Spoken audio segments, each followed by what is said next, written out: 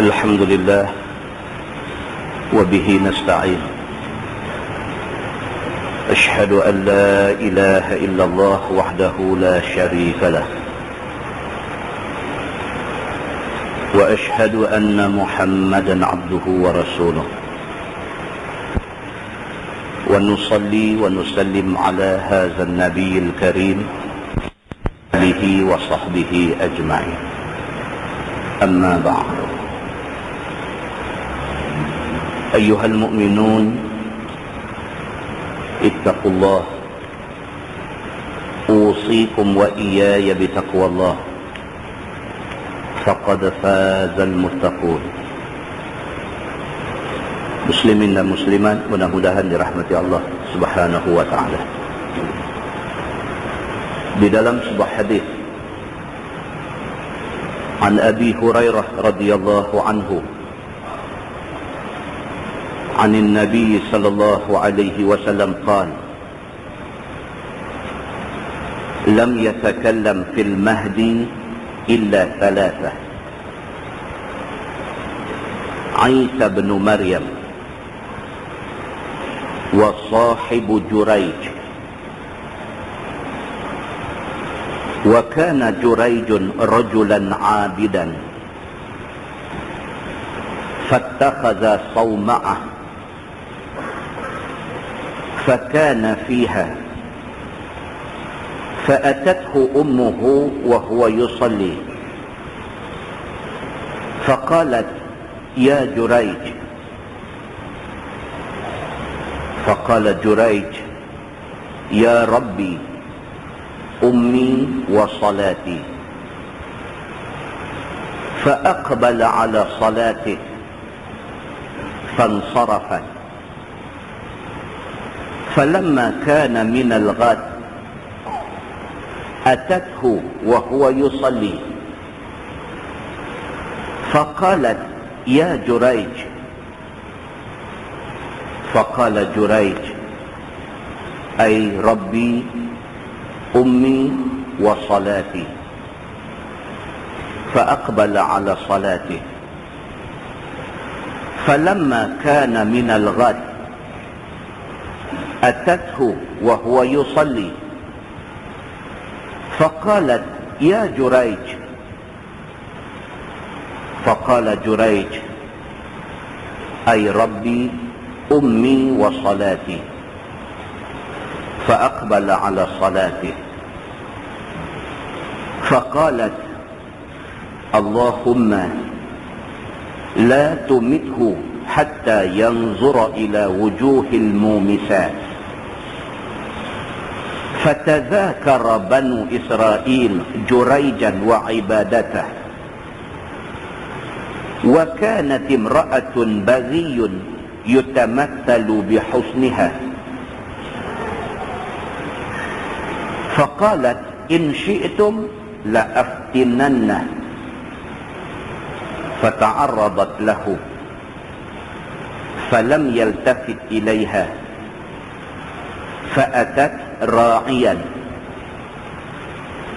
كان يأوي إلى صومعته، فأمكنته من نفسها فوقع عليها فحملت. فلما ولدت قالت: هو من جريج. فأتوه فاستنزلوه وهدموا صومعته وجعلوا يضربونه. فقال جريج: ما شأنكم؟ فقالوا: زنيت بهذه البغي فولدت منك. قال جريج: أين الصبي؟ فجاءوا به. فقال جريج: دعوني حتى أصلي. فلما انصرف أتى الصبي فطعن في بطنه. وقال جريج: يا غلام، من أبوك؟ قال: فلان الراعي. فأقبلوا على جريج يقبلونه ويتمسحون به وقالوا نبني لك صومعتك من ذهب قال جريج لا أعيدوها من طين كما كانت ففعلوا أو كما قال hadis sahih muttafaqun alaih. Daripada Abi Hurairah radhiyallahu anhu, kata dia Nabi sallallahu alaihi wasallam bersabda, Nabi kata di kalangan Bani Israel ada 3 budak bercakap masa kecil.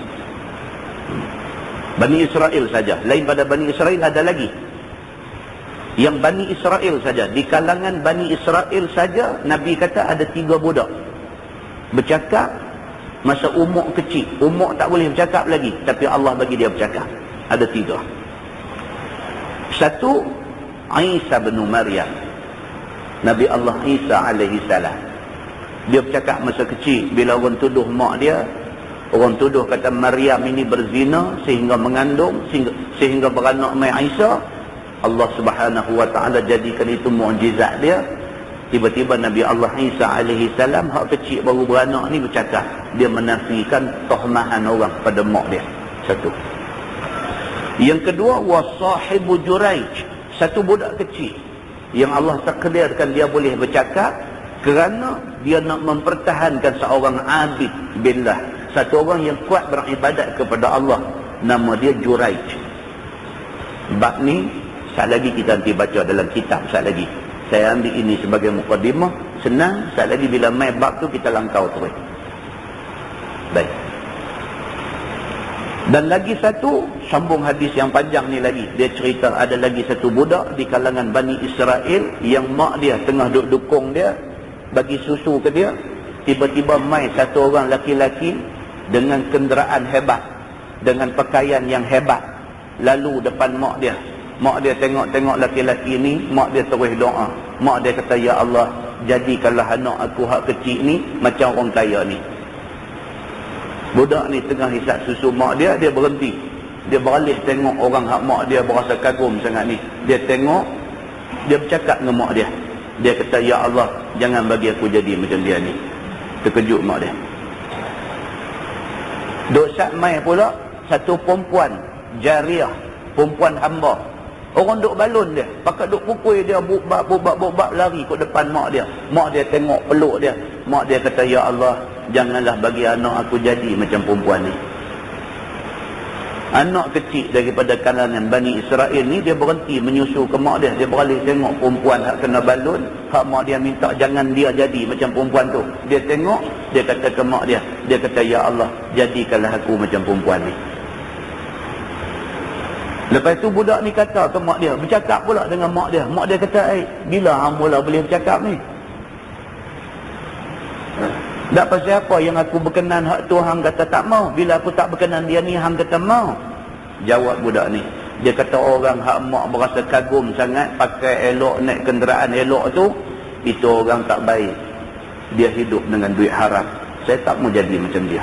Dia kata, ni perempuan hak mak minta supaya saya jangan jadi macam perempuan tu. Dia satu perempuan jariah, satu perempuan hamba. Orang duk pukul dia pasal orang tuduh kata dia berzina, pasal orang tuduh kata dia mencuri. Mak dia kata, perempuan tu tak berzina, dia tak mencuri, dia kena tuduh, dia kena naik. Saya nak jadi orang macam tu. Ini 3 kejadian yang Allah takdirkan berlaku di kalangan Bani Israel. Budak kecil bercakap pada umur yang sepatutnya belum boleh bercakap. Hadis yang kita baca pada malam ini, dia nak fokus kepada Juraij. Kata dia, salah seorang daripada 3 budak yang bercakap masa kecil ini ialah wasahibu Juraij, satu budak yang mempertahankan Juraij apabila Juraij dipitnah. Wa kana Juraij rajulan abidan. Dia kata adalah Juraij ini, dia satu orang abid, satu orang yang kuat ibadat kepada Allah.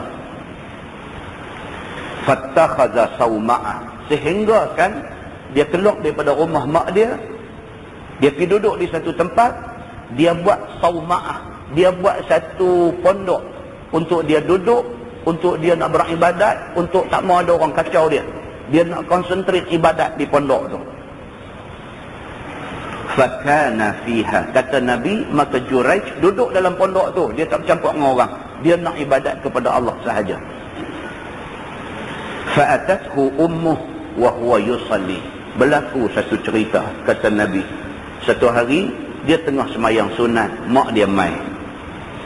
Faqalat ya Juraij, mak dia bila mai di pondok dia ni, mak dia panggil dia Juraij, panggil. Faqala ya Rabbi ummi wa salati. Bila dia dengar suara mak dia berkata-kata dalam hati dia. Dia kata, Rabbi, wahai Tuhanku, ummi, tu mak aku, sedangkan wa salati, dan ini sembahyang aku. Ingat dalam hati.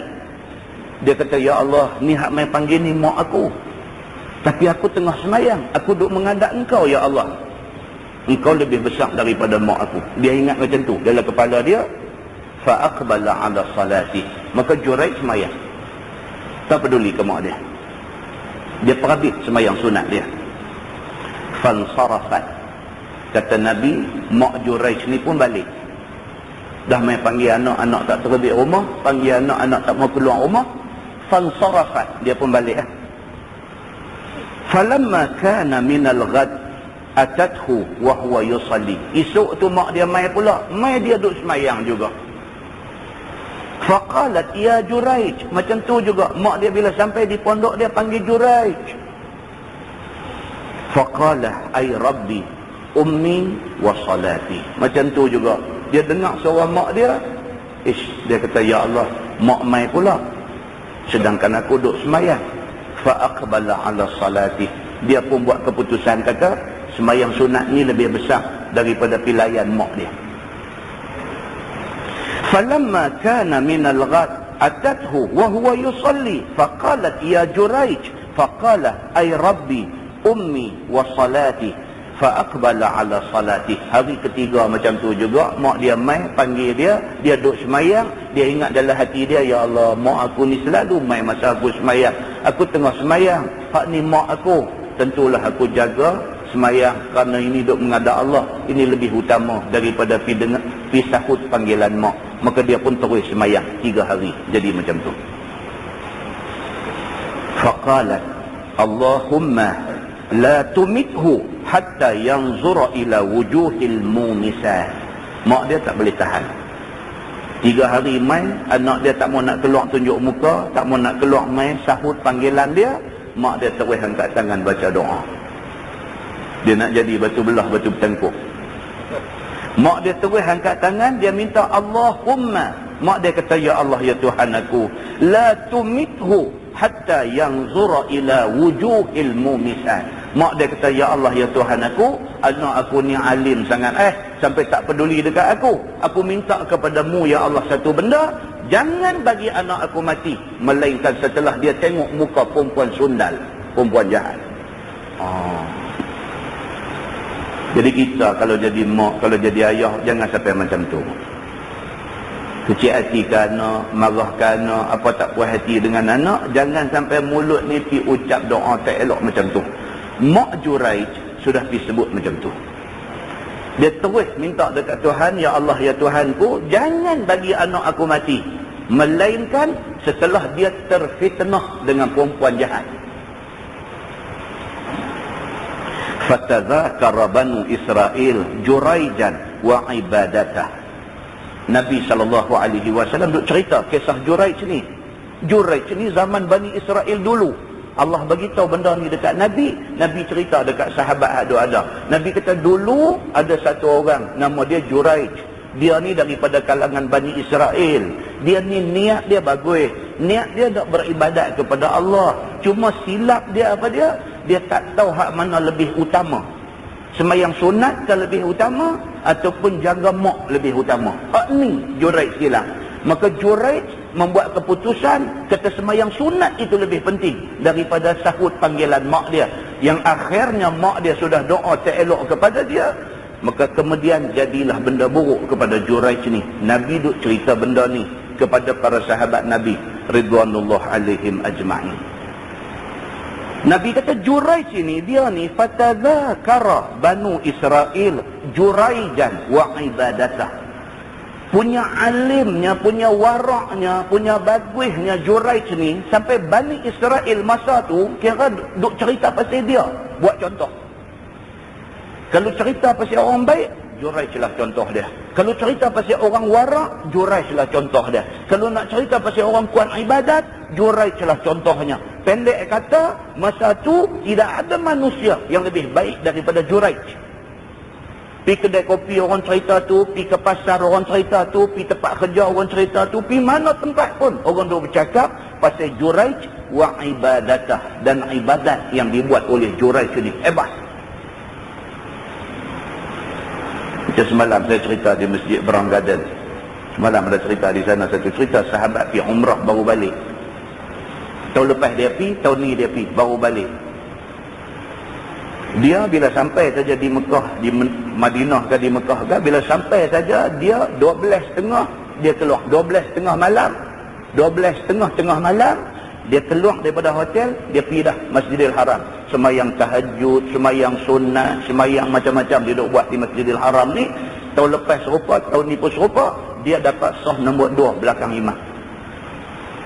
Imam Masjidil Haram nak semayang tak lagi tu, belakang tu sah nombor 1 tu tikang semayang kapet dia kala lain. Yang tu kita tak boleh pergi duduk. Yang tu imam-imam Masjidil Haram. Imam hak tak bertugas ke orang besar-besar Mekah ke apa, mereka akan duduk sah tu. Kita ni habis awal turun duduk sah nombor 2 aja. Dia ni cerita, dia dapat yang tu. Lepas 3 malam dia kata duduk di Mekah, dia kata cerita, duduk telefon cerita, dia kata ya Allah, dia kata ni yang kata imam-imam Masjidil Haram ni, kita turun 12.30 daripada hotel kita nak pergi semayang, mereka ada dah. Mereka ada dah. Mereka turun pukul apa tak tahu. Kita turun 12.30, subuh nak masuk ke 4 lebih saat ni. Kita turun 12.30 tu awal dah. Mereka ada dah. Sah nombor 1 tu ada orang dah. Di antaranya tu imam buta hak duk baca khutbah Arafah. Bila haji kita pasang televisyen tengok, imam buta hak pakai cermin gelap duk baca khutbah Arafah tu, dia tiap-tiap malam duk datang tu. Orang ibadat macam mana tuan-tuan? Dan ibadat dia konstan, ibadat dia istiqamah. Bila pun tiap-tiap malam macam tu.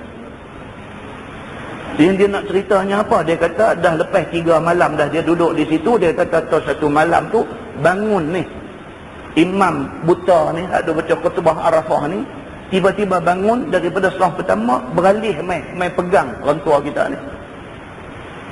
Mai pegang dia ni, mai pegang peluk cuma atas dahi. Ini sunnah Nabi SAW, amalan Nabi di kalangan keluarga terdekat. Nabi dengan anak-anak dia dan dengan sahabat yang rapat dengan dia, Nabi cium dahi. Itu sunnah Nabi SAW. Dia peluk orang tua ni, dia cium dahi. Dia pimpin tangan bawa pergi ke Multazam, antara Hajar Aswad dengan pintu Kaabah tu, tempat mustajab doa tu.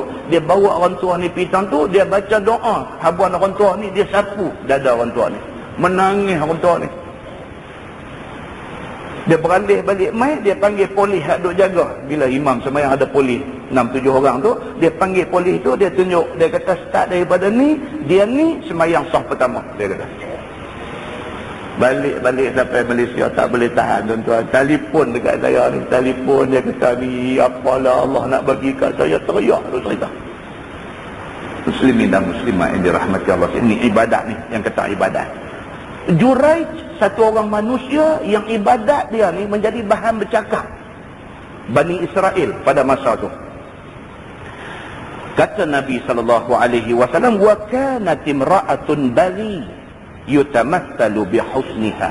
Dan pada masa tu juga ada satu perempuan bari, perempuan jahat, perempuan jalang, perempuan sundal, perempuan pelacur. Ada pada zaman tu. Yang perempuan ni pula yutamathalu bihusniha, segak dia ni jadi bahan cakap orang juga. Tapi dia perempuan jahat, tapi segak dia ni kira orang bercakap. Faqalat in syi'tum la aftinanna. Nama pun perempuan jahat. Bila dia dengar orang di sana sini duk cerita pasal Juraij ni orang alim, Juraij ni warak, Juraij ni kuat ibadat, dia pi offer diri dia. Dia pi tawar diri dia, perempuan jahat ni. Dia kata dekat orang hadut ada ramai-ramai ni, dia kata in syi'tum la aftinanna. Kalau hampa mau, aku tawarkan diri aku untuk nak pi fitnah dia, bagi rosak dia. Tuan. Sampai hari ni ada orang macam ni. Dia tengok orang baik, dia nak bagi pelingkup. Dia tak baik tu satu pasal. Dia tak boleh tengok orang baik. Dia duk fikir macam mana aku nak bagi rosak dia ni, tak baik ni. Maka perempuan jahat ni, dia pergi kata depan orang ramai ni, dia kata, kalau hampa mau, aku tak kenakan sebarang bayaran dekat hampa. Tapi kalau hampa mau, la aftinannah. Aku akan pergi fitnah Juraij yang kata bagus sangat ni. Hampa tengok aku nak buat dia bagi jadi macam mana. Kaki hak tak suka Juraij ni mesti ada. Mereka kata betul, kami cabar hang pergi buat. Cerita Nabi SAW dalam hadis ni, dia kata fata'arradat lahu. Maka dia pun kata okey, tengok apa aku nak buat dekat Juraij. Maka dia pi fata'arradat. Kalau dalam bahasa kita ni kata, dia pi layung diri dia. Dia pi tayang diri dia di depan Juraij ni. Dia nampak Juraij keluar aja daripada pondok tu, dia pi fata'arradat, dia pi bentang, dia pi tayang, dia pi layung diri dia depan Juraij ni. Dia tega. Dia pi layung depan tu imam ni, bagi tu imam kusyar mata tengok. Jahat dia macam tu. Falam yaltafit ilaiha, kata Nabi SAW, yang kata Juraij ni pandang tengok benda. Warak betul lah. Kalau kita ni warakok, dia tak warak, kan?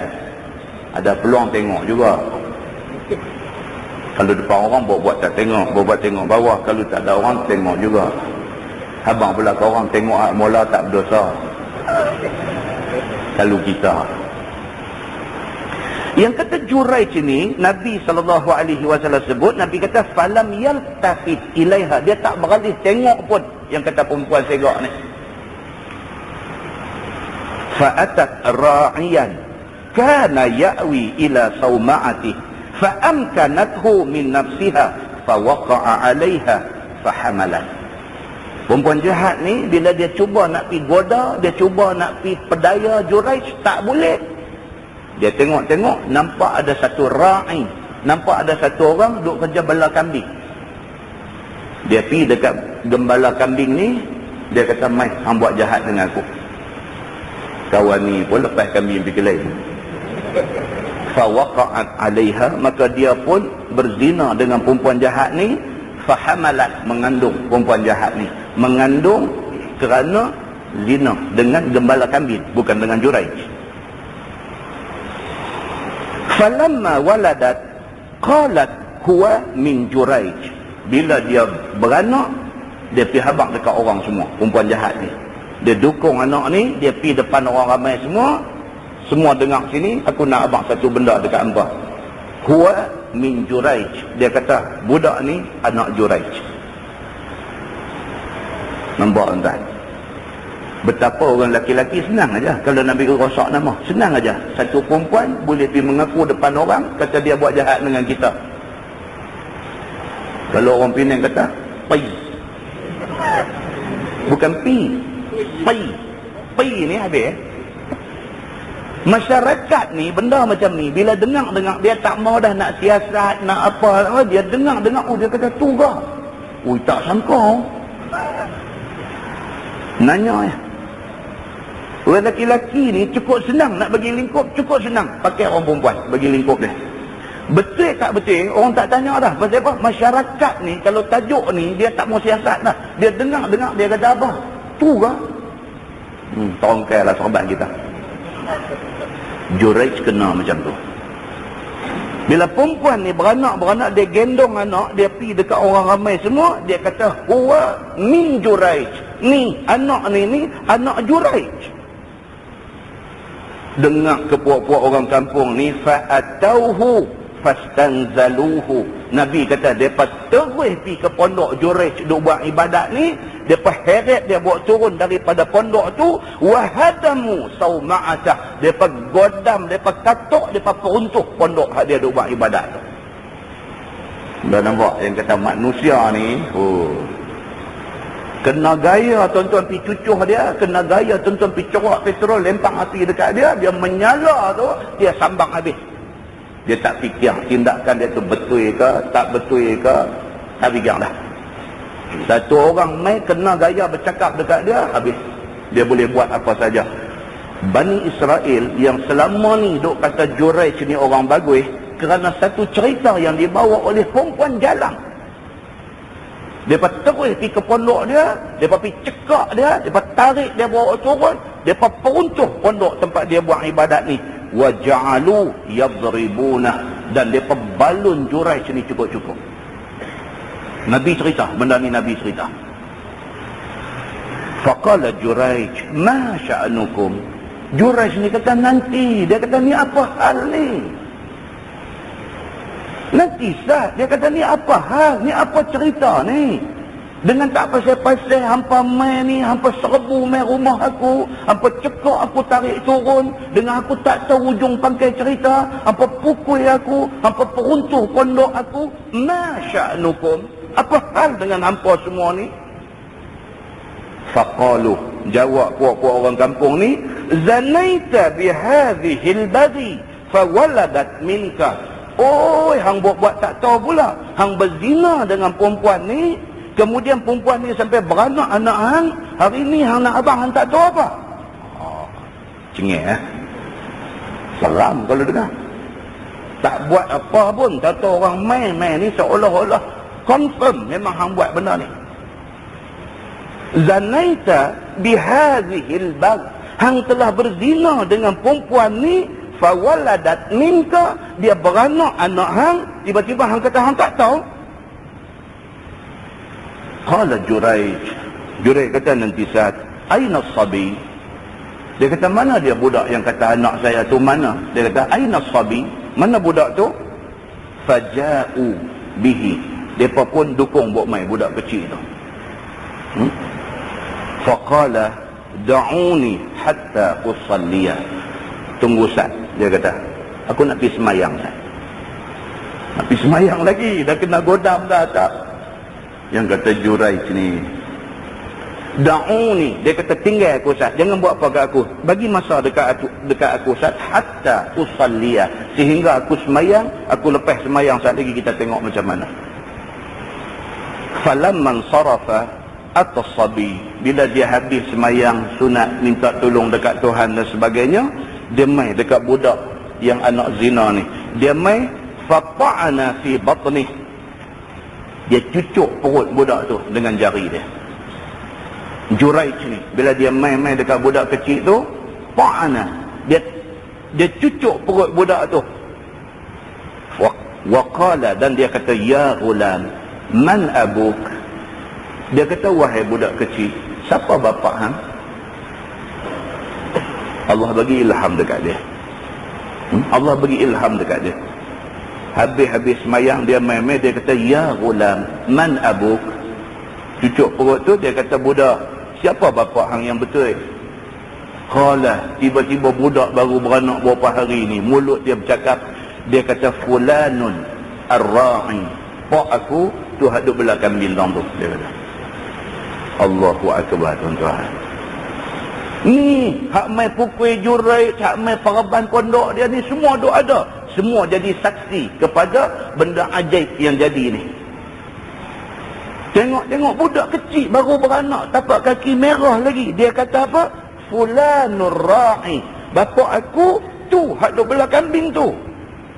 Fa aqbalu ala Juraij yuqabbiluna wa yatamassahuna bihi. Puak-puak orang kampung ni tengok-tengok lagu tu, pakat terpa pi peluk Juraij ni pula dah.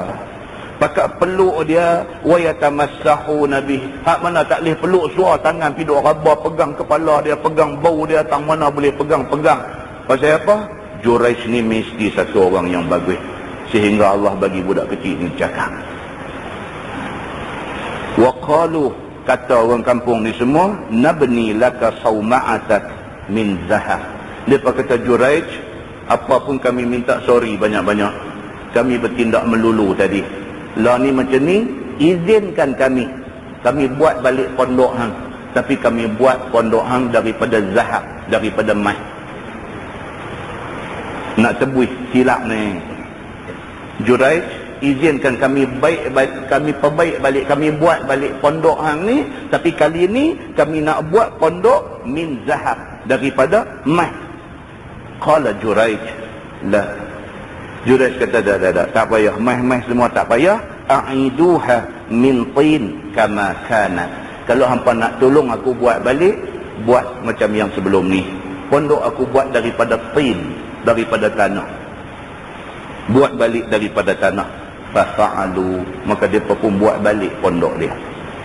Hadis tu hadis sahih, muttafaqun alaih. Sepakat ulama hadis mengatakan itu hadis sahih. Muslimin dan muslimat yang dirahmati Allah sekalian. Daripada hadis tu dapat kita buat kesimpulan. Yang pertama, Allah Subhanahu wa taala sentiasa tunjuk kebesaran dia. Allah Subhanahu wa taala sentiasa tunjuk kebesaran dia, dulu, kini, sampai bila-bila. Allah tunjuk kebesaran dia. Lama sekali Tuhan tunjuk satu, lama sekali Tuhan tunjuk satu, lama sekali Tuhan tunjuk satu, sampai hari ni Allah masih menunjukkan tanda-tanda kebesaran dia. Banyak benda kalau tuan-tuan tengok hari-hari dalam berita, dalam surat abang, dalam internet, dalam apa ni, benda pelik yang menunjukkan kebesaran Allah ni duk jadi. Dengan cerita ribut Taufan, itu tanda kebesaran Allah. Dengan cerita puting beliung, itu tanda kebesaran Allah. Dengan cerita gempa bumi, itu tanda kebesaran Allah. Allah bagi jadi baru ni di Arab Saudi, tak pasal-pasal dia jadi sand fountain. Ada daripada hantar gambar dia dalam email. Gambar hidup ni, bukan gambar mati. Gambar video. Sand fountain. Tak pasal-pasal, tengah satu padang pasir, tiba-tiba dia jadi macam air pancut. Tetapi bukan air, pasir. Pasir di padang pasir tu, tiba-tiba dia tembak ni, dia jadi macam air pancut. Dia panggil sand fountain, pasir pancut. Kerajaan Saudi hantar saintis dia pergi cek, tengok apa benda ni, apa benda jadi macam ni. Dia nak tembak keluar minyak ke apa ke, dia marah ke siapa ke, dia duk buang angin dia ke apa ke, nak kena pergi siasat tengok. Banyaklah kalau nak buat contoh tanda-tanda kebesaran Allah Subhanahu wa taala. Dan di antara tanda kebesaran Allah itu ialah budak kecil yang bercakap kerana nak mempertahankan Juraij yang kita baca tadi. Satu. Kesimpulan yang kedua, kedudukan ibu, kedudukan mak dalam agama ni lebih utama daripada sembahyang sunat. Sembahyang fardu tak payahlah, yang tu tak boleh siapa kacau. Kalau kita sembahyang fardu, kita takbir Allahu Akbar, cerita dia sampai bagi salah. Saja-saja berhenti haram. Tapi sembahyang sunat, kalau mak mai panggil, berhenti sembahyang sunat, pergi dekat mak dulu. Keutamaan ibu melebihi daripada sembahyang sunat. Kesimpulan yang ketiga, dia kata sebagai mak ataupun sebagai bapa, jangan doa yang tak baik kepada anak. Kena ingat itu. Kita jadi mak, kita jadi pak, jangan keluar di mulut kita doa tak baik kepada anak. Takut masa kita kata tu bertepatan dengan masa mustajab doa Jahannam anak kita. Kesimpulan yang keempat, fitnah hendaklah dijauhi. Jangan buat fitnah. Tak tahu, jangan bercakap. Tahu, takat-takat tahu, tak ada bukti, tak usah bercakap. Perang depan mata jadi. Kalau kita nak bercakap, selagi mana tidak membawa mudarat kepada siapa-siapa, itu dibenarkan. Mudah-mudahan mukadimah itu memberi manfaat kepada kita semua, insya-Allah. Kita menggunakan Baharul Mazi jilid 13. Baharul Mazi jilid 13. Kita sampai di muka surat 72. Muka surat 72. Bab ma jaa fi ikrami sadiqil walid. Itu bab yang datang pada menyatakan memuliakan kawan ayah. Kita tahu kata orang tua ni kawan ayah kita, kita kena hormat dia. Ketahuilah saudaraku, adalah memuliakan kawan ayah, yakni buat baik dengan mereka itu serta dengan keluarga mereka itu. Kemudian daripada ditinggalkan oleh ayah kita yang telah mati ataupun ayah kita yang pergi musafir, maka buat mereka itu seperti ayah kita, berbaik-baik dan tolong-menolong dan berhampir-hampiran dengan mereka itu. Begitu juga dengan kawan ibu kita, itu disuruh oleh agama. Kita tahu kata ni kawan ayah kita, kita tahu kata ni kawan mak kita, kita kena hormat dia. Macam mana kita hormat ayah kita, macam mana kita hormat mak kita, macam tu kita kena hormat dia.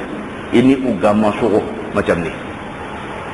Maka yang demikian itu telah disuruh oleh agama kita, sebagaimana tersebut dalam hadis yang dikeluarkan oleh Imam At-Tirmizi. Kata dia, an Ibni Umar radhiyallahu anhuma qala, sami'tu Rasulullah sallallahu alaihi wasallam yaqul, inna abarral birri an yasila ar-rajul ahla wuddi abi. Itu hadis dia. Maksudnya diriwayatkan daripada satu sahabat Nabi sallallahu alaihi wasallam. Nama dia Abdullah bin Umar bin Al-Khattab radhiyallahu anhuma. Kata dia, aku dengar Nabi sallallahu alaihi wasallam bersabda. Sabda Nabi bahwasanya sebaik-baik perbuatan baik itu ialah berhubung kasih satu laki-laki akan orang yang berkasih dengan bapaknya. Nabi kata dalam banyak-banyak benda baik, di antara benda baik itu ialah apa? Kita buat baik kepada orang yang dulu pak kita baik dengan dia. Mana kawan pak kita.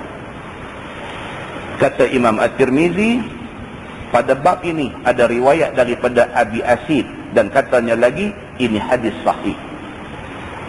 Masalah, dia kata berhubung kasih sayang dengan keluarga kepada kawan ibu dan kawan bapa kita telah diketahui suruhnya daripada hadis itu.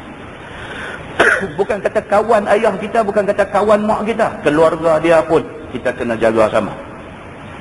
Maka sayogialah satu orang jangan lupa daripada yang demikian itu supaya mencapai kebajikan dunia akhirat. Dia kata, kita buat macam tu, kita buat kebaikan dunia dan akhirat.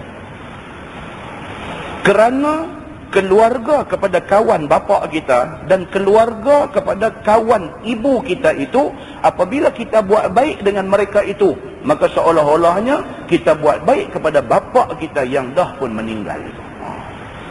Kalau pak kita dah mati dah tak ada dah, kita duk buat baik dekat kawan pak kita, dekat keluarga kepada kawan pak kita, sama macam kita buat baik dekat pak kita dapat pahala dia nak buat yang tu. Maka demikianlah tersebut hadisnya. Begini kira-kira maknanya. Dia kata seorang sahabat Nabi sallallahu alaihi wasallam, nama dia Abdullah bin Umar bin Al-Khattab radhiyallahu anhuma, adalah ia pada satu hari apabila keluar dia pergi mengerjakan haji dan umrah, adalah dibawanya bersamanya seekor keldai. Ni sahabat Nabi. Dia ni pak dia Umar Al-Khattab pun sahabat Nabi. Dia ni Abdullah bin Umar bin Al-Khattab, dia pun sahabat Nabi. Kita dah habaq dah kalau kita pergi Masjid Nabawi. Hari ni kalau kita pergi Masjid Nabawi, daripada dalam masjid kita nak keluar pergi ke pintu Baqi' tu, kita lalu depan makam Nabi. Kita lalu depan makam Nabi, kita bagi salam, Assalamualaikum ya Rasulullah. Kita sampai di pintu keluar tu. Pintu keluar tu kita keluar balik kanan. Di situ rumah depan ni semua. Rumah Umar Al-Khattab, rumah Abdullah bin Umar bin Al-Khattab, situ aja. Bila kita keluar tu balik kanan tu. Balik kanan tu rumah keluarga Ali Umar. Dia kata keluarga Umar Al-Khattab di situ. Kebiasaan mereka duduk Madinah. Bila mereka nak buat haji, nak buat umrah, mereka kena pergi. Daripada Madinah nak pergi ke Mekah, naik unta masa tu. Mana ada bas ekspres Laguna ni, kena naik unta pada masa tu. Unta ni pula tuan-tuan, oi, kalau cerita naik unta. Unta ni dia nak naik, dia nak kena galah barang dulu. Barang hak kita nak bawa ni daripada Madinah nak pergi Mekah, barang bekalan kita nak bawa kena galah dulu. Nak galah barang tu pula dia kena galah balance kiri kanan. Dia tak boleh buah berat sebelah, unta tak jalan. Kena bubuh tu, gantung di tengkuk unta tu, gantung atas belakang unta tu, barang balik kanan ada barang, balik kiri ada barang. Balik kanan, balik kiri tu dia kena balance. Kalau tidak, lagi dia jalan, alignment dia tak betul. Dia kena pergi puspakom. Bila buah berat sebelah, dia jadi lagu macam lori accident, dia chassis, dia lari. Dia lari satu macam lagu ketam jalan lagu tu. Dia tak jadi unta, dia jadi ketam. Jadi Arab dulu yang dia naik unta nak pergi merata-rata ni, dia panti bubuh tu, dia panti balance. Dua-dua belah benda ada galah, bebanan ada galah belakang unta tu kena bubuh bagi sama berat. Bila dah bubuh semua elok, baru orang boleh naik. Baru orang boleh naik duk atas belakang dia. Kemudian unta ni pula tuan-tuan, bila dia berhenti di padang pasiang apa semua, dia berhenti berkemah lah, dia perjalanan nak makan masak beberapa hari. Bila sampai satu tempat nampak ada wadi, ada air, pasti dia berhenti. Bila berhenti, dia akan bubuh.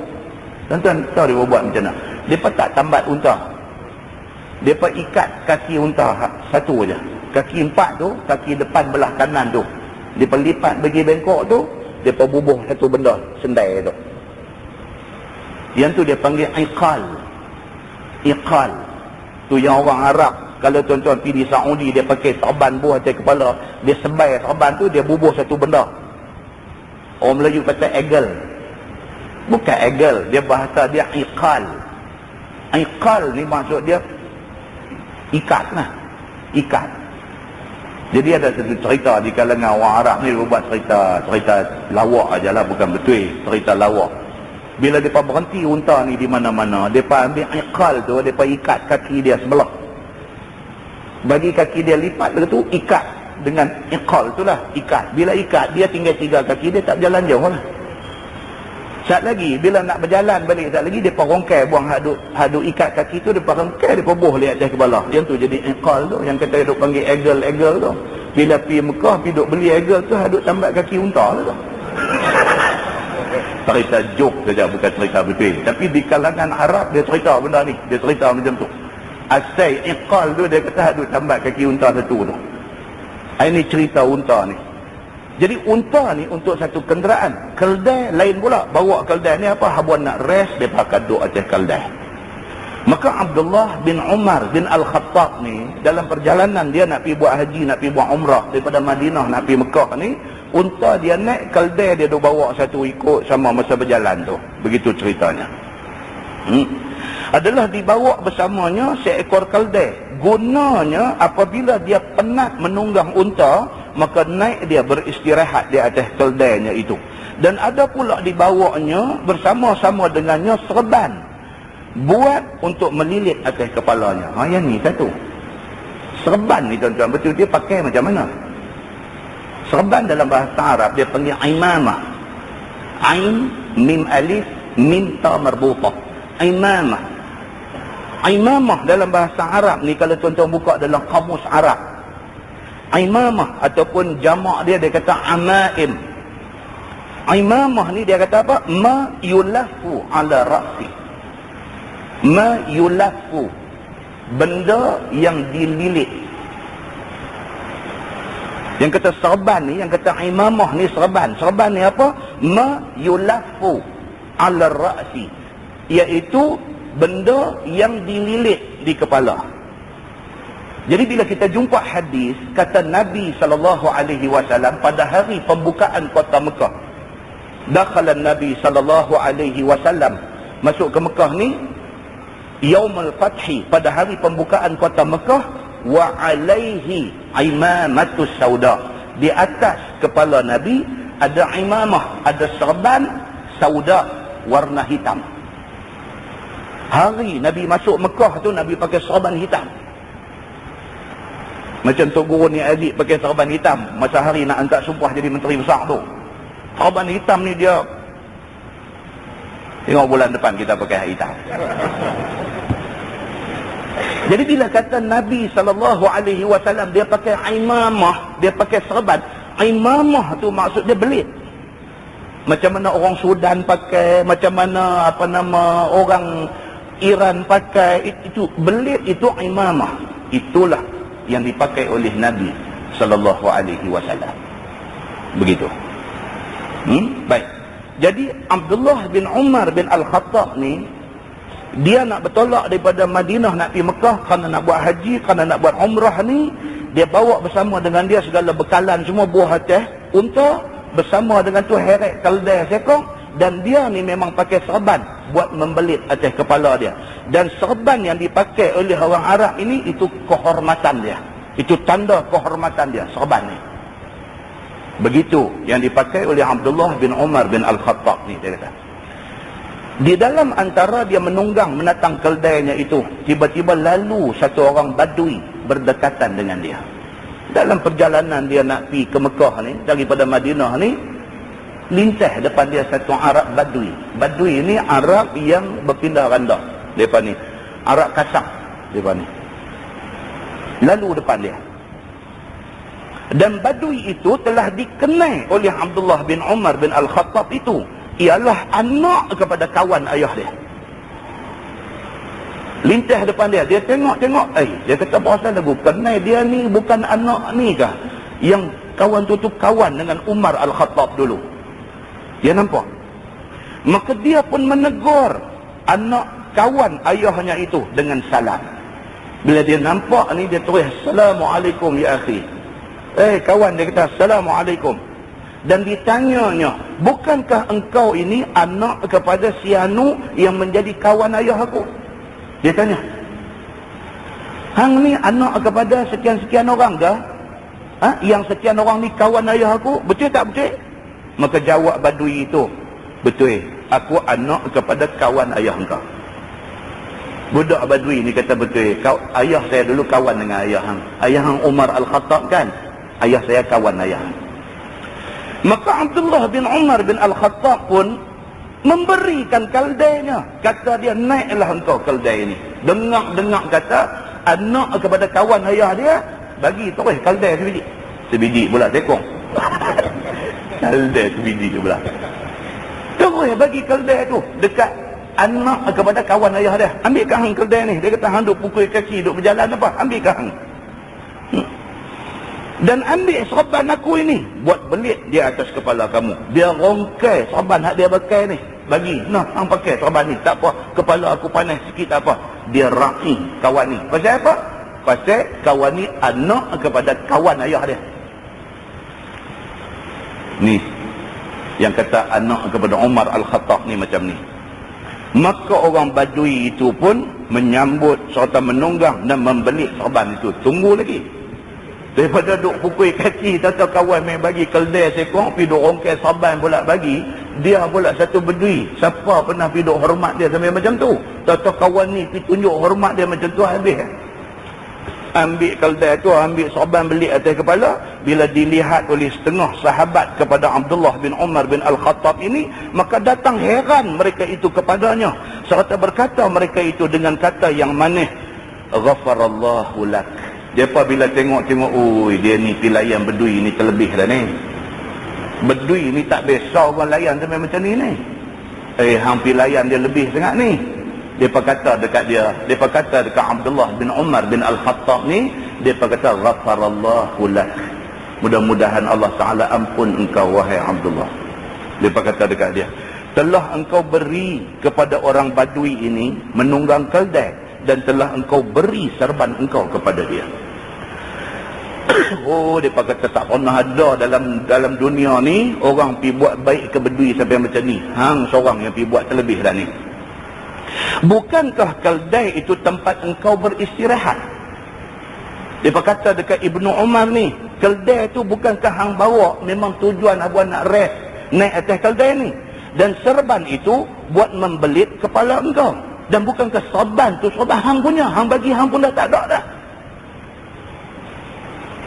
Bukankah orang Badui itu perangainya suka duduk atas tanah? Dia kata tak ada ni, hang ni lah, hang bukan tak tahu, Badui ni rumah pun tak ada, dia pindah randa lagu tu aja. Depa ni kalau boleh tak kepala tidur atas tanah tu alhamdulillah. Rumah tak ada, dia kira nampak jumpa apa makan. Dan bukankah memakai dengan pakaian yang compang-camping? Dia kata, hang bukan tak tahu, Badui ni orang tak layan mereka elok-elok. pakaian mereka pun ala kadar saja. Sekiranya engkau beri padanya sikit-sikit apa sahaja, itu pun sudah sehabis-habis suka dia. Kawan-kawan kepada Ibnu Umar ni, mereka kata, hang bagi dah terlebih dah. Hang ni, kalau hang panggil dia bagi cekelat sedikit pun dia syok dah. Tak payahlah sampai pergi bagi kaldai, sampai pergi dorongkai saban bagi kat dia. Oh, hang buat, orang putih kata too much. Too much. Hang dah bagi ini dah terlebih dah. Maka sekarang engkau beri begini punya banyak, sudah melampau engkau pada mempermuliakan dia itu. Kawan-kawan dia tak puas hati. Kawan-kawan kepada Ibnu Umar tak puas hati. Dia kata, hang terlebih dah. Hang bagi dah terlebih dah. Hang bagi muka kat dia sangat dah. Macam tu maksud dia. Maka jawab Abdullah bin Umar bin Al-Khattab. Dia kata, adalah laki-laki ini anak kepada sahabat bapa aku. Dia kata, kisah, bagi aku terang dulu. Pak dia kawan dengan pak aku. Dia kata, pada masa bapaknya dengan bapa aku, tiada aku terkhabarkan kepada kamu semua kesukaan antara dua yang bersahabat itu. Aku nak abang ke hampa satu. Masa pak aku hidup dulu, mata aku tengok pak aku, kalau jumpa pak dia ni, depa seronok ni, aku tak tahu nak cerita macam mana dekat hampa. Member kamcing depa ni. Dia, aku nak habaq kat hampa yang tu. Aku tengok macam mana pak aku berkawan dengan pak dia. Pak aku dengan pak dia ni punya rapat, berkawan punya baik ni, aku tak tahu nak cerita dekat hampa macam mana. Dia kata. Maka aku beri yang demikian itu ialah sebagai perhubungan kasih jua. Dia kata, aku bagi itu pasal apa? Pasal aku nak sambung hubungan kasih sayang bapa aku dengan bapa dia. Aku nak sambung dengan dia. Abdullah bin Umar bin Al-Khattab kata macam tu. Bukannya aku pula perbuat demikian itu dengan reka-rekaan aku. Dia kata, bukan aku saja memandai-mandai hidup buat macam ni. Sebaliknya, dia kata, aku dengar sabda Nabi SAW. Yang ni yang indah. Yang kata sahabat-sahabat Nabi ni indah dia, cantik dia, tahu mana tuan-tuan? Dia buat satu benda, dia boleh sebut hadis Nabi. Kalau orang tegur dia satu benda, dia boleh habang, aku buat ni pasal apa? Ni dia hadis dia ada. Bila orang tanya dia pasal apa hang buat lagu ni, dia boleh habang, aku buat lagu ni pasal apa? Ni dia hadis dia ada. Maka Abdullah bin Umar bin Al-Khattab, dia terus kata, ni bukan aku reka. Apa dengar? Nabi SAW ada bersabda, Nabi kata, inna min abarril birri silatul rajul ahla wudda abih ba'da an yuwalla. Dia kata, Nabi kata apa? Bahawasanya setengah daripada sebaik-baik perkara baik itu ialah menghubungkan kasih sayang satu orang akan keluarga kepada kekasih bapa dia kemudian daripada meninggal bapa dia. Nabi kata macam ni. Nabi kata apa? Di antara benda baik ialah kita cari siapa kawan ayah kita, kita wujudkan hubungan baik dengan dia. Maka membuat perkara itu satu kebaikan di sisi agama. Dan hadis itu adalah hadis sahih riwayat Imam Muslim. Ya. Masalah, dia kata, berhubung kasih dengan kawan mak ataupun kawan bapa ataupun kawan kepada tok nenek. Dia pergi lagi atas. Tok kita dulu, duk kawan dengan dia. Misalnya, kata Imam Nawawi di dalam syarah Muslim. Dan pada hadis itu ada faedah besar dan dapat kelebihan menghubungkan kasih sayang dengan segala taulan bapa. Dan berbuat baik dengan mereka itu serta menghormati mereka itu. Itu dia. Imam Nawawi kata apa? Memang itu suruhan agama. Suruh kita buat baik dengan siapa-siapa juga kawan ayah kita. Maka iaitu masuk dalam kira-kira berbuat baik kepada bapa kita juga dan menghormat bapa kita juga. Kita buat baik dekat kawan pak kita macam kita buat baik dekat pak kita. Kita hormat kawan pak kita macam kita hormat pak kita. Macam tu kata dia. Kerana menghormat dan berkasih-kasih dengan kawan itu dengan sebab bapa dan masuk di dalam menghubungkan kasih kepada taulan bapa itu ialah segala kawan ibu dan kawan nenek dan orang-orang tua dan suami dan isteri semua sekali. Kalau ada sangkut dengan ayah kita, dengan mak kita, dengan tok wan kita, semua tu adalah orang yang kita kena buat baik. Dia kata. Tajuk baru dia kata bab ma jaa fi birril khalah. Itibat yang datang pada menyatakan buat baik kepada mak penakan. Buat baik kepada mak saudara. Khalah ni maksudnya mak penakan belah mak. Itu dia panggil khalah. Yang ni saudara perempuan kepada ibu. Dia beritahu. Ketahuilah saudaraku, mak saudara ataupun mak penakan sebelah mak itu boleh dikatakan seperti ganti kepada mak. Dia kata. Kok mak kita ataupun adik perempuan mak kita, dia macam mak kita. Begitu. Apabila tak ada mak, lebih-lebih lagi apabila mak tak ada, maka mereka lah ganti mak kita. Dan ia sendiri, yakni mak saudara itu sendiri pun selalu didapati dia kasih akan anak saudara seperti kasih anak dia. Dan biasanya dia kata, mak penakan ni sayang dekat anak penakan macam dia sayang anak dia juga. Biasanya macam tu. Tapi lah tak apa jadilah macam tu. Lah tak apa lah. Tuan-tuan sedang tak sedang, anak-anak kita semua lah ni dia jadi lagu lain. Kalau kita dulu kalau raya ni wajib lah. Wajib dah kena pergi rumah mak kita, rumah tok mereka, rumah mak-mak penakan mereka, rumah kak kita, abang kita, adik kita, anak-anak kita kena pergi. Kalau dulu budak-budak lah tak pergi. Tak pergi. Kita kata jom pergi rumah tok, muka herat. Kalau boleh tak pergi, tapi rumah tok gagah-gagah pergi juga. Kita abang kata jom pergi rumah Pak Long, pasang. Rumah Pak Long, dia kata Pak Long hak mana satu? Dia tanya Pak Long hak mana satu? Hang tak kenal Pak Long hang tak? Kita kata. Dia tanya Pak Long mana satu? Pak Long abang ayah lah kata. Entah apa ya. Anak kita hari ni dia boleh reject mentah-mentah kita punya suruh ni. Dia kata tak apa ya.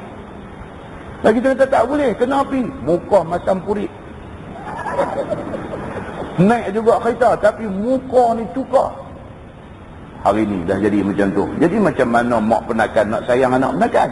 Macam mana anak penakan nak sayang dekat mak penakan? Tak ada dah hari ni. Pasal apa? Dia dah jadi macam tu. Pasal apa? Dulu kalau raya, budak-budak belarak daripada rumah ke rumah dia kutip duit raya. Budak-budak hari ni dia tak mau. Duit raya dia tak mau. Dia nak tengok televisyen. Dia tak tahulah kot anak orang belah Pulau Pinang ayah lagu tu kot belah Jentera tak jadi ke apa ke. Tapi katanya semua sopa. Dia jadi macam tu. Ini yang disebut oleh agama. Kalau sekiranya benda ni boleh bagi jadi elok balik, dia cantik balik. Hubungan kekeluargaan boleh jadi cantik balik. Hari ni sepupu tak kenal. Mak penakan pun tak kenal, tapi kenal sepupu apa? Mak penakan pun tak kenal. Dah orang Johor pergi menikah dengan orang Kok Diang. Orang Johor menikah dengan orang Kok Diang, duduk di Ipoh. Keluarga belah Johor pun dia tak kenal, keluarga belah Kok Diang pun dia tak kenal, dia duduk di Ipoh.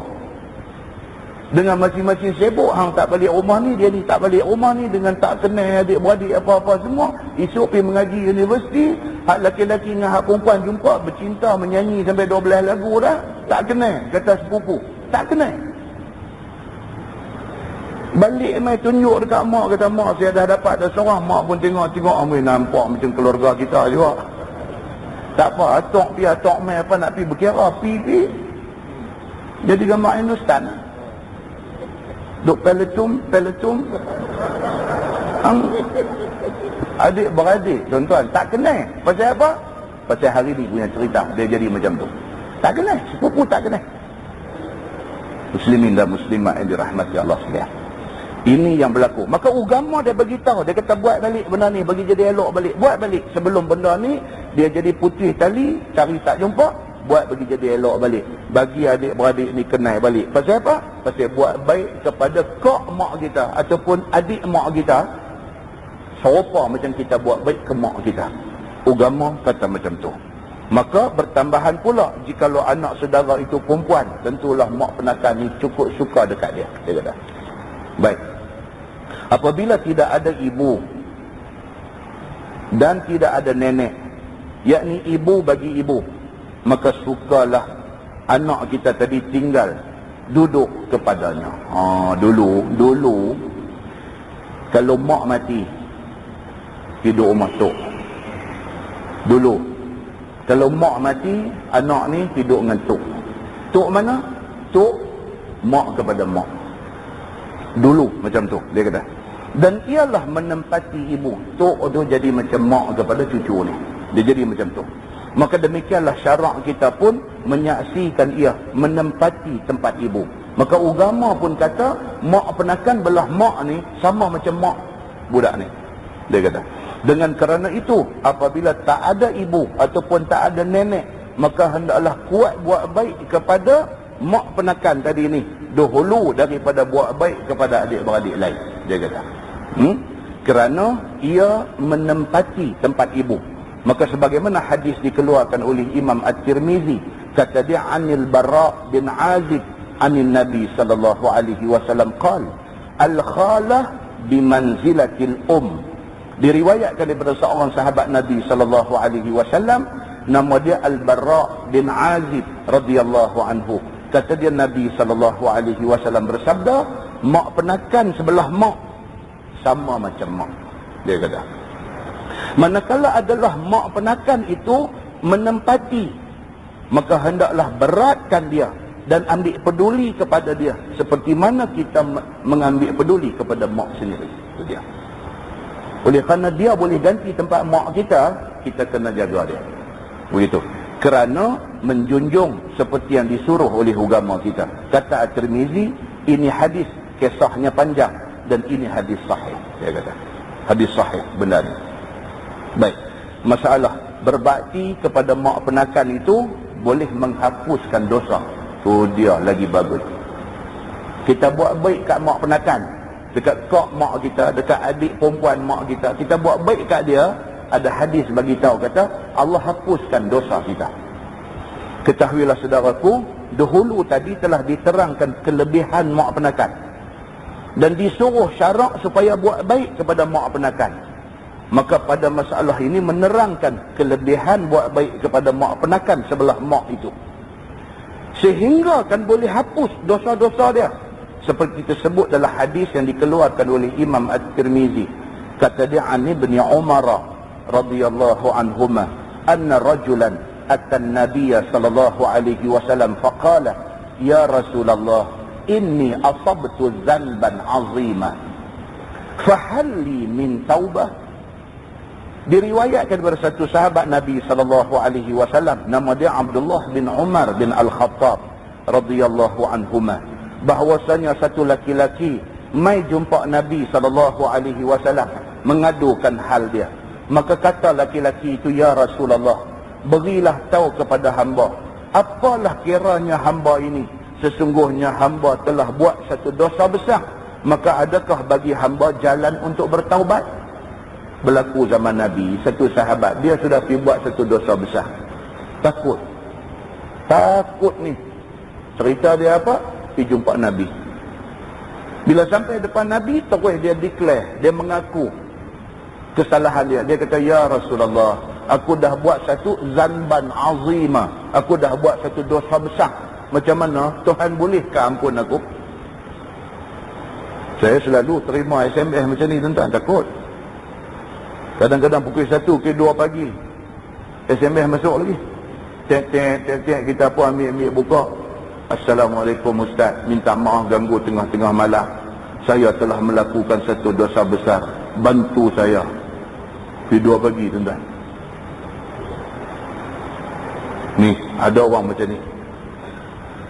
Tak macam mana dia pergi tersaruk, pergi buat benda salah, dosa besar ni apa-apa semua, dia jadi takut nak tidur tak boleh macam mana ke apa-apa, dia suruh kita pun tak tidur lama. Kan? Tuan-tuan, nampak? Tapi apa pun bagus. Pasal apa?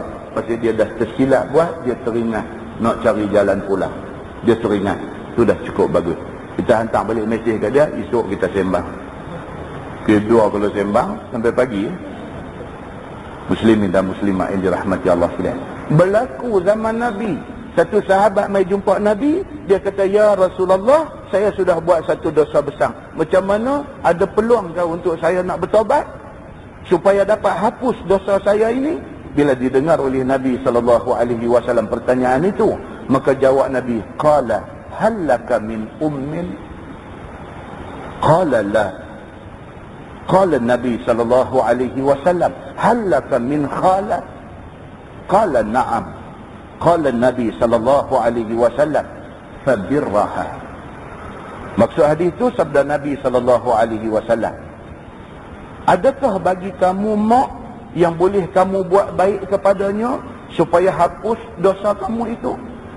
Bila dia main depan Nabi, dia kata dia dah buat satu dosa besar, boleh bertaubat ke tak ke? Nabi tanya balik soalan. Nabi kata apa kat dia? Mak ada lagi ke? Nabi tanya. Ni, hang ni mak ada lagi ke? Jawab dia, tak ada. Mak saya dah tak ada dah, mak saya dah meninggal, dia kata. Nabi tanya dia lagi, adakah bagi kamu mak saudara sebelah mak? Nabi kata, mak penakan ada tak? Mak penakan sebelah mak ada tak ada? Jawab dia, ya, ada ya Rasulullah. Kata Nabi SAW, maka berbuat baiklah engkau kepada dia. Nabi kata, kalau ada mak, hampir buat baik kat mak hang, mudah-mudahan Allah ampun dosa yang hang tersilap dia buat tadi. Kalau mak tak ada, pergi cari kok mak kita ataupun adik perempuan mak kita, pergi buat baik dekat dia, mudah-mudahan Allah ampun dosa yang hang buat tadi. Bila dia dengar macam tu, dia pun terus pergi. Sebagaimana engkau buat baik kepada mak engkau buat baik kepada mak penakan engkau. Kerana dia menempati tempat mak tak kala mak sudah tidak ada. Nabi kata. Kata At-Tirmizi, pada bab ini ada riwayat daripada Sayyidina Ali bin Abi Talib dan daripada Al-Bara bin Azib radhiyallahu anhuma. Itu dia. Muslimin dan muslimat yang dirahmati Allah. Islam ni tuan-tuan, dia kok mana pun dia ada satu outlet, satu jalan keluar pada masalah kita. Kita duduk pergi kedai-kedai, orang duduk buat meniaga, apa kadang dia gantung ayat Quran. Man yattaqillaha yaj'al lahu makhraja wa yarzuqhu min haitsu la yahtasib. Dia gantung tu, dia tulis pula di bawah tu ayat 1000 dinar. Apa dia tu? Ayat tu apa dia? Tuhan kata, man yattaqillah yaj'al lahu makhraja. Kalau siapa betul-betul dia takwa kepada Allah, dia takut dekat Tuhan, hak lain tak peduli. Dia keutamaan dalam hidup dia Tuhan. Kalau benda ni Tuhan kata tak boleh, dia tak ubah. Kalau benda ni Tuhan suruh buat, sedaya upaya dia akan buat. Takut dia Tuhan. Allah Subhanahu wa ta'ala adalah keutamaan dalam senarai hidup dia. Orang yang macam ni, Tuhan kata, man yattaqillah, siapa yang takwa kepada Allah, yaj'al lahu makhraja, Allah akan buat satu pintu exit kepada dia. Dia ada pintu. Masalah main macam mana pun, ada jalan dia keluar. Dan tengok tu, keluar semua ada keliling. Apa cerita ni? Cerita dia apa? Yaj'al lahu makhraja. Ada jalan keluar. Tidak ada masalah yang tak ada jalan keluar. Tapi boleh keluar ke tak boleh keluar, bergantung kepada takwa ke tak kita kepada Allah. Kalau kita bertakwa kepada Allah, Allah bagi terang jalan kita nak keluar daripada masalah kita. Allah selamatkan kita. Muslimin dan muslimat yang dirahmati Allah SWT. Ini dia nak beritahu ni. Jalan keluar kepada orang yang berdosa apa dia? Buat baik dekat mak. Sambung hadis. Bab baru. Dia kata bab ma jaa fi da'watil walidain. Itu bab yang datang pada menyatakan hadis yang membicarakan doa dua ibu bapa. Ketahuilah saudaraku, doa dua ibu bapa ke atas anak itu mustajab kepada Allah. Itu. Kita jadi mak, kita jadi pak ni, kita ada satu doa kita yang kalau minta untuk anak, senang Tuhan bagi. Dia tak bagi dandan, dia bagi tunggu sebulan 2 bulan. Dia tak bagi dalam sebulan 2 bulan, dalam setahun 2 tahun. Dia tak bagi dalam setahun 2 tahun, di akhirat esok apa hak dia minta di atas dunia ni, akhirat esok anak dia dapat. Pasal apa? Keistimewaan jadi mak, keistimewaan jadi bapa ni Allah bagi kepada orang yang jadi mak, yang jadi bapa ni, doa yang mustajab untuk anak. Tuan-tuan, kita masa semayang pun, masa sujud pun, masa sujud tuan-tuan kira semayang apa? Semayang sunat ke, semayang fardu ke, semayang apa ke, masa sujud tu fa'aksiru du'a fi sujud. Nabi kata perbanyakkan doa di dalam sujud. Bukan bercakap, ingat dalam hati. Dalam duk sujud tu minta dekat Allah, ya Allah, mintalah anak-anak aku ni jadi anak-anak yang soleh. Jangan lepas benda ni tuan-tuan. Jangan lepas benda ni. Semayang apa pun dalam sujud tu mulut duk baca subhana rabbiyal a'la, subhana rabbiyal a'la, subhana rabbiyal a'la. Hati ni duk ingat apa? Ya Allah, minta anak-anak aku semuanya jadi anak soleh. Tuhan dengar tuan-tuan. Apa yang kita hajat dalam hati kita, Tuhan dengar. Apatah lagi Nabi yang kata fa'akthirud du'a fi sujud. Maka perbanyakkanlah doa di dalam sujud. Muslimin dan muslimat yang dirahmati Allah sekalian. Sama ada ibu sahaja berdoa ke atas anak ataupun bapa sahaja, samalah mustajabnya. Dia kata tak kira mak ke doa, pak ke doa, mustajab doa itu di sisi Allah Subhanahu wa taala. Maka seorang yang beribu dan seorang yang berbapa itu, maka maulah jaga-jaga biar bersungguh hati ambil hati kedua ibu bapa.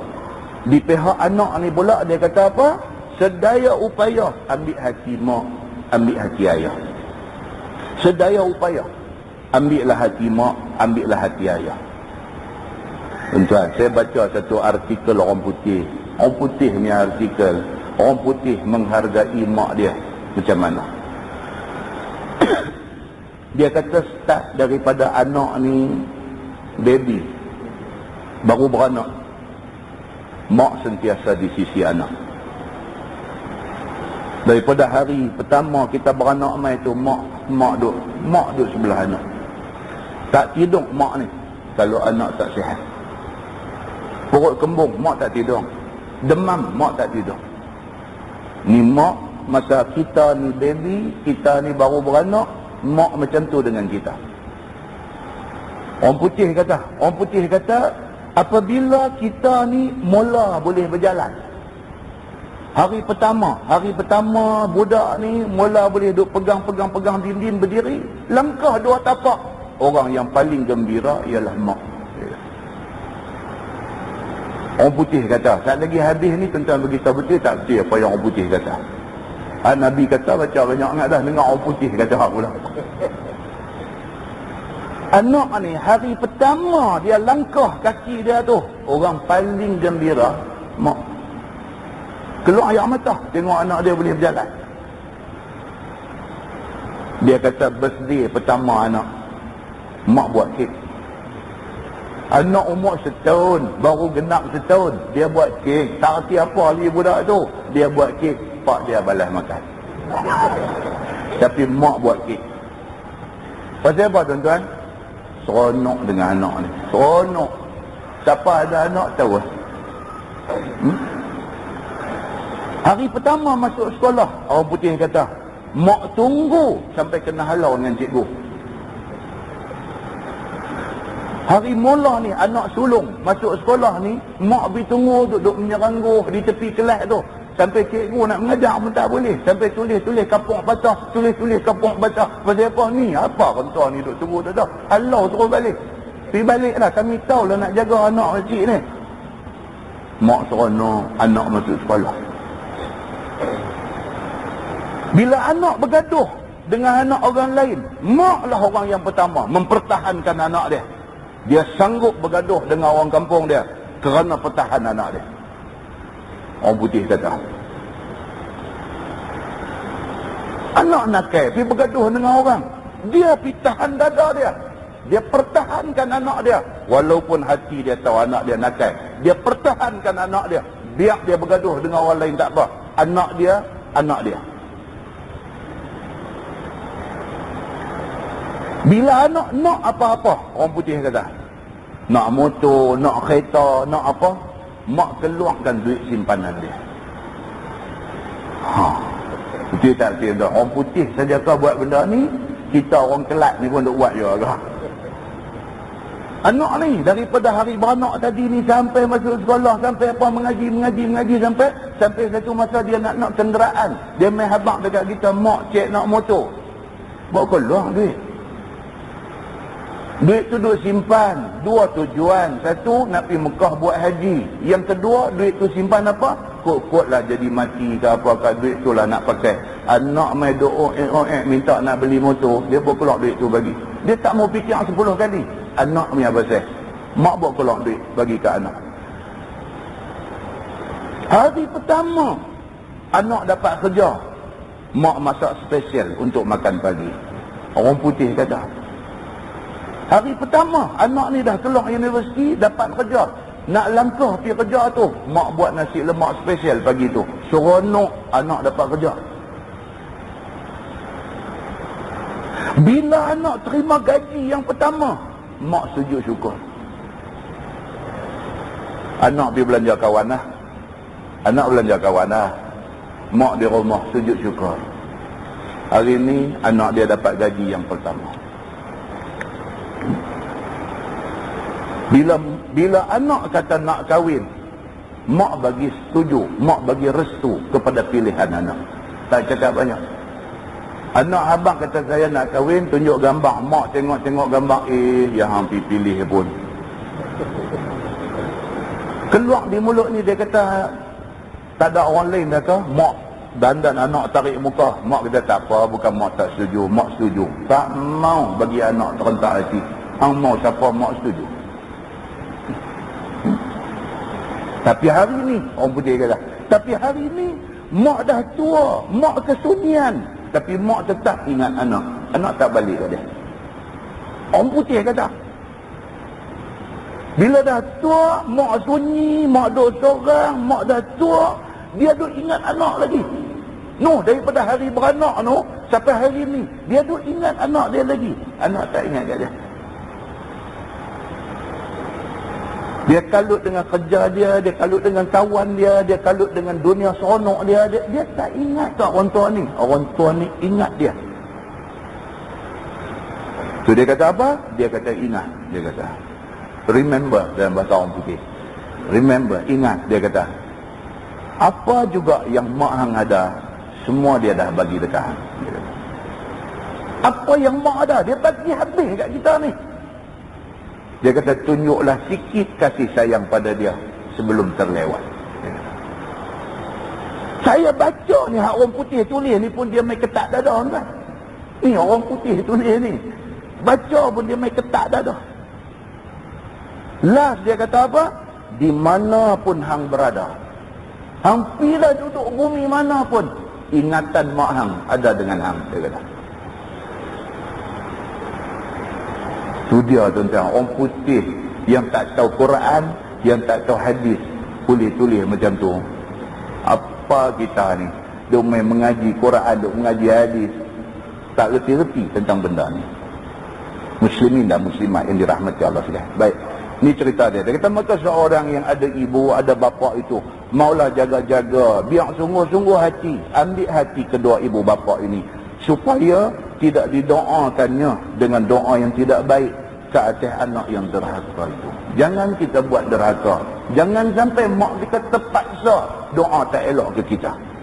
Maka bermula dalil yang menunjukkan atas doa mak dan bapa itu mustajab ialah hadis yang dikeluarkan oleh Imam At-Tirmizi. Kata dia an Abi Hurairah radhiyallahu anhu qala Rasulullah sallallahu alaihi wasallam salatu da'awatin mustajabatun la syakka fihinna. Diriwayatkan daripada seorang sahabat Nabi sallallahu alaihi wasallam, nama dia Abi Hurairah radhiyallahu anhu. Kata dia telah bersabda Nabi sallallahu alaihi wasallam, 3 macam doa yang mustajab di sisi Allah, tidak ada syak padanya. Apa dia? Da'watul mazlum, wa da'watul musafir, wa da'watul walid ala waladi. Iaitu yang pertama, doa yang mustajab itu ialah doa orang kena zalim. Satu. Yang kedua, doa orang yang dalam musafir. 3, doa ibu bapa kepada anak. 3, dia kata. Doa ibu bapa yang mustajab ke atas anak. Ada hadis Nabi tersebut di dalam Sahih Muslim dengan panjangnya. Kata dia ada seorang waliullah. Dia main cerita Juraij yang kita baca awal tadi. Nah, abang kata mustajabnya doa ibu. Yang ni kita tak payah baca. Pasal mukadimah tadi menceritakan tentang benda ni. Nah, wallahu a'lam. Kita berhenti tuan-tuan. Itu yang kata masa tuan-tuan. Dia tengok. 9:30. Saya boleh ti lagi. Takut tuan-tuan balik sejadah main kat saya lagi. Masa. Itu masa malam ni. Tuan-tuan sedang tak sedang? Bulan depan, bulan Julai dan bulan depan kuliah last kita di sini. Ogos cuti sekolah, kuliah tak ada. September, 1 September sama dengan 1 Ramadan. Bulan puasa mai dah tuan-tuan. Berasa baru je sembahyang tarawih. Bulan 9. Tarawih mai lagi. Kalau masa Ramadan duk main macam tu, punya duk hambat kita punya cepat sat Ramadan, sat Ramadan, sat Ramadan tuan-tuan. Demikianlah cepatnya kita menuju ke ajal kita, ke tarikh mati kita. Tarikh tu satu yang muktamad. La yastakhiruna sa'atan wa la yastaqdimun.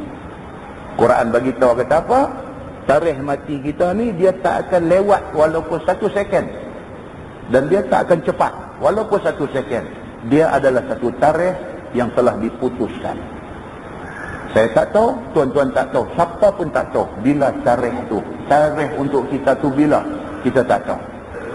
Mungkin malam ni, mungkin pagi esok, mungkin malam ni last kita main masjid ni. Mungkin kita tak main dah lepas ni. Mungkin lepas ni orang usung kita buat main di sini. Kita tak tahu bila tarikh mati kita. Tapi yang kita kena terima apa dia? Tarikh tu mendekati kita. Sebab dia satu tarikh yang telah dimuktamadkan. Kemarin dengan hari ni kita lagi dekat dengan tarikh tu. Minggu lepas dengan minggu ni kita lagi dekat dengan tarikh tu. Dan sudah pastilah minggu ni dengan minggu depan kita lagi dekat dengan tarikh itu. Yang penting apa dia? Saya pesan dekat tuan-tuan semua.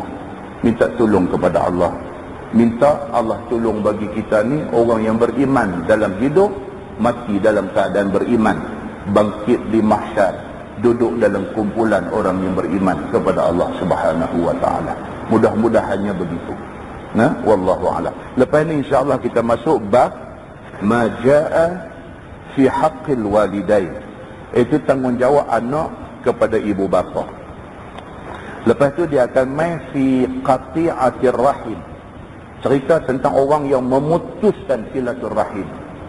Macam mana yang kata putus silaturahim dan apa akibat dia. Dia akan main. Lepas itu dia akan main fi silaturahim. Yang kata silaturahim itu apa? Dia nak cerita yang tu.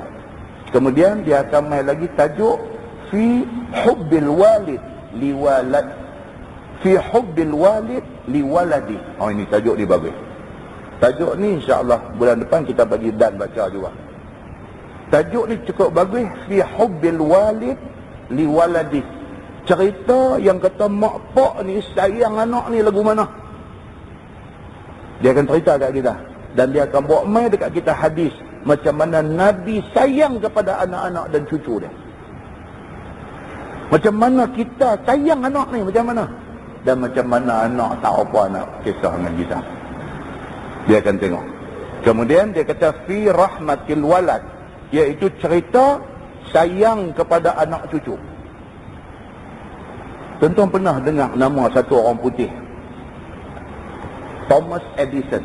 Pernah dengar? Ni saya jumpa dalam internet ni, main abang bagus juga lah.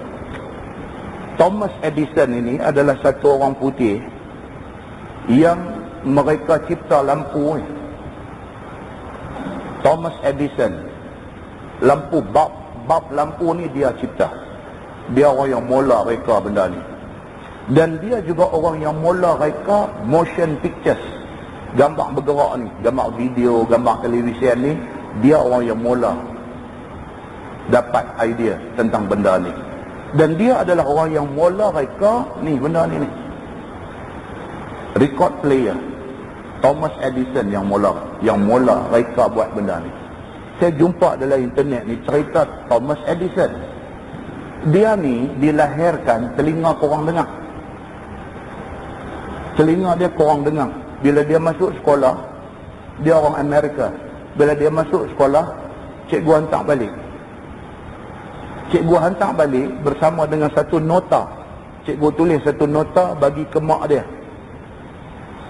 Dia tulis di dalam nota tu, he was too stupid to learn. Thomas Edison ni, masa dia mula-mula masuk sekolah, cikgu tak mau ajak dia ni. Cikgu hantar dia balik, hantar satu nota dekat mak dia. Tulis di situ, he was too stupid to learn. Budak ni kira bodoh, tak boleh belajar. Bodoh sungguh. Mak dia ni bila dapat nota ni, mak dia kata apa? Dia kata, my son Tom. Thomas tu nama timang-timangan Tom. Dia kata anak saya Tom ni isn't too stupid. Dia kata anak saya ni tak bodoh sangat. Dia kata I will teach him myself. Mak dia kata saya akan ajak dia kalau sekolah tak mau ajak dia. Dan mak dia ajak dia. Yang akhirnya Thomas Edison yang telinga tak apa dengar ni, kita bagi tahu tak, dia yang mula-mula jumpa cara ni. Lampu bulb ni, bulb lampu, dialah orang yang mula-mula buat motion pictures, dan dialah orang yang mula buat record player. Tuan-tuan tahu, dia hidup daripada tahun 1847, dia mati tahun 1931. Dia mati waktu umur 84 tahun. Hari Thomas Edison mati, satu Amerika dia tutup lampu 1 minit sebagai satu tanda ingatan kepada dia. Dia orang yang mula reka lampu ni bagi cerah ni, lampu bulb ni. 1 minit, satu Amerika pakat. Time sekian-sekian, satu Amerika switch off lampu. Nak ingat jasa Thomas Edison kepada mereka. Saya jumpa dalam bedah saya baca ni, satu ungkapan kata-kata Thomas Edison ni. Tuan-tuan tahu apa kata-kata hikmat dia? Sampai hari dia nak mati, dia pegang benda ni. Thomas Edison kata, my mother was the making of me. Dia kata, mak saya yang saya jadi macam ni. Kita baca cerita Thomas Edison. Dah kalau ni dah tertomuh dalam neraka ke apa, kita tak tahu pasal dia tak Islam. Pasal dia tak Islam. Tapi hati dia macam tu tuan-tuan. Dalam menghargai mak dia. My mother, dia kata, was the making of me. Kacau tuan-tuan. Benda macam ni kita kena baca tuan-tuan. Bukan semua benda hak orang putih ni tak betul. Dan langsung tak boleh baca, dan langsung tak boleh ambil pengajaran. Kadang-kadang banyak juga daripada mereka yang kita boleh baca, yang kita boleh ambil buat fikir. Pasal apa? Pasal Quran, hadis yang main dekat kita dah cukup baik dah, pun kita tak mau fikir. Ada di kalangan kita ni, bila dengar hak orang putih, baru mercik elok dia. Ada di kalangan kita ni. Orang habaq ayat Quran tak ada apa-apa. Orang habaq hadis Nabi, nothing. Abang ni Thomas Edison kata, dia. Jadi habuan orang macam ni, hak ni pun kita bagi. Baik Quran, baik hadis Nabi, baik orang putih, semuanya menghargai mak yang melahirkan kita. Jadi mainlah kita pakat-pakat hargai dia. Nah, yang baik itu daripada Allah, yang tak baik itu silap saya. Kita tangguh dengan tasbih kafarah dan suratul Asr.